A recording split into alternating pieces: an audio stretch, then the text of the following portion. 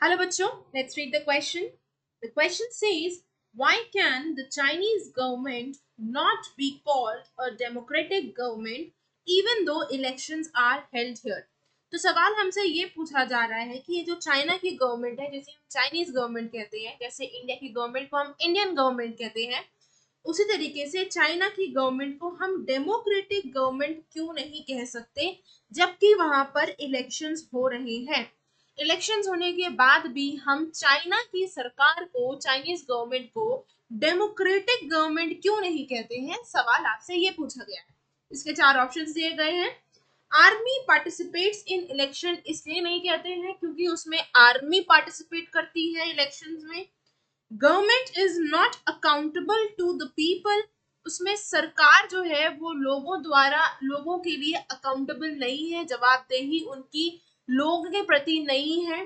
तीसरा पार्ट है आपका, some part of China are not represented at all. तीसरा पार्ट आपका ये कह रहा है कि चाइना का कुछ पार्ट ऐसा है जहां पर बिल्कुल रिप्रेजेंटेशन नहीं है, मतलब सिर्फ गिने चुने लोगों का ही रिप्रेजेंटेशन है। और चौथा पॉइंट आपसे कह रहा है, government is always formed by the communist party. ये जो कम्युनिस्ट पार्टी है, ये जो कम्युनिस्ट पार्टी है चाइना की, सरकार हमेशा इन्हीं के द्वारा बनाई जाती है। तो इसमें हमारा जो करेक्ट ऑप्शन होगा वो होगा हमारा ऑप्शन नंबर डी। डी हमारा यहाँ पे करेक्ट आंसर है।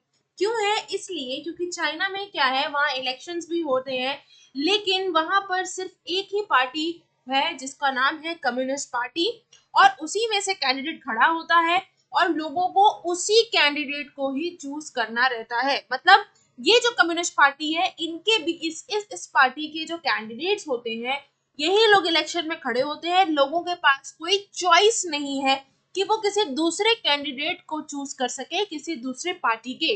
वहां पर अगर किसी को चुनाव लड़ना भी है किसी दूसरी पार्टी के, तो उसे इस कम्युनिस्ट पार्टी से अप्रूवल लेना पड़ेगा।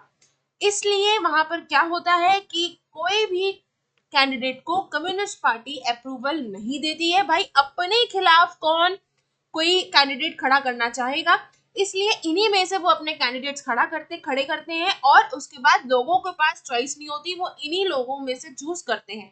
तो क्या हम कह सकते हैं कि चाइना में आपके फ्री एंड फेयर इलेक्शंस नहीं हो रहे हैं, फ्री एंड फेयर इलेक्शंस नहीं हो रहे हैं। सो in this, option number D is correct. I hope you understood the question as well as the answer.